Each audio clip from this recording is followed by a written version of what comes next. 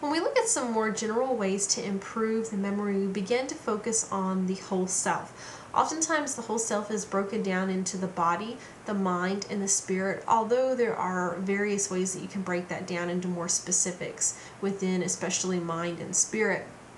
We're going to look at this more holistically and how things like proper nutrition and fitness can affect concentration and attention, and how you can use creative activities to expose yourself to a wide variety of stimuli that can help to increase your cognitive schematas, and how reducing stress will actually help you to be able to focus better.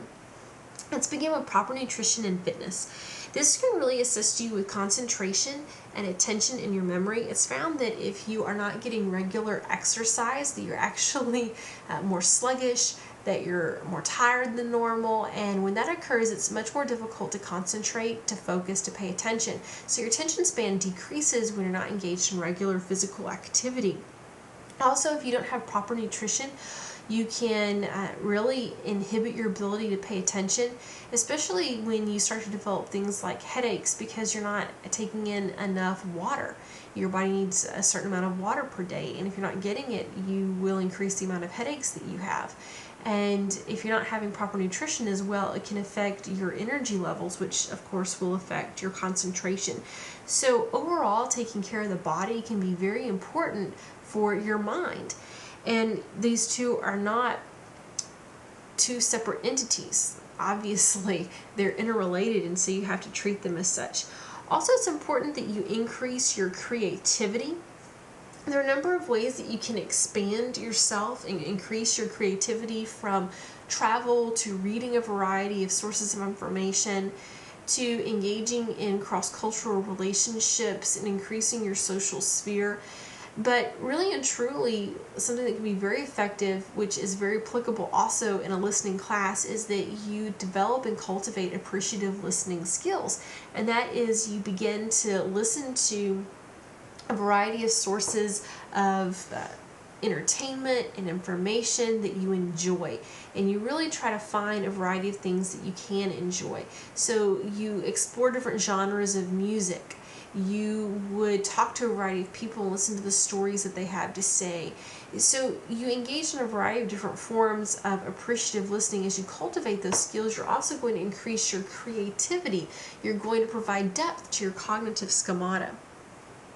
And then also, in improving your memory, you want to include a reduction of the amount of stress that you incur on a regular basis.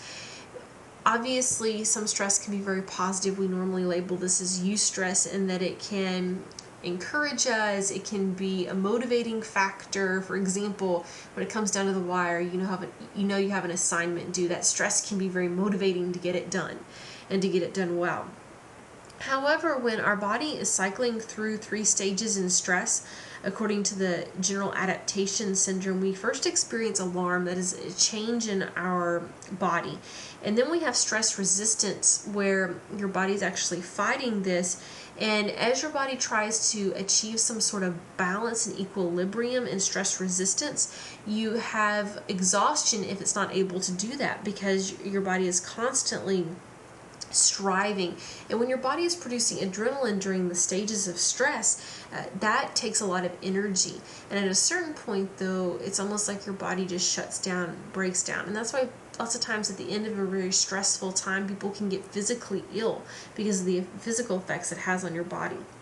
If your body cannot return to a level of balance, which we label as homeostasis, the effects of hormone releases from the endocrine system and the effects of the epinephrine releases from the autonomic nervous system actually take a very big toll on the body. And it has a big impact on your digestive system, which a lot of people don't understand. So when they get stressed out, if that goes on for a long period of time, you're not able to achieve homeostasis. You have energy that's actually diverted from your digestive system to your endocrine system and your autonomic nervous system to release these hormones. Your body doesn't have the energy it needs to digest food, and so it can affect your ability to just process foods. And so you may be spending a lot of time in the bathroom and feeling pretty sickly because of that. There are a number of different stressors. Stressors can come from social relationships. They can be psychological, especially related to things like self-concept, self-fulfilling prophecies. They can be psychosocial, they can be biochemical, and they can even be philosophical. There are a lot of sources for stress in our everyday lives. And if we exceed optimum levels of stress, so when we move beyond eustress, we begin to reach maximum stress, resulting in distress, which can be very alarming to our bodies and to our minds. Listening as a means to reduce stress through appreciative listening can be a very appropriate application of listening in this class, as well as stress reduction in order to increase concentration and increase your memory. One thing that you can do is you can make appropriate choices in those things that you do listen to. So you can try to listen to things that help to calm you down, that will help you to achieve homeostasis. You can engage in appreciative listening daily. So find genres of music that you like, that you enjoy. Find a certain maybe show that you enjoy listening to, or you might even have a friend that you like to just sit back and shoot the breeze with, and you really enjoy that, and you love to hear the stories that they tell, and that's really stress relieving for you.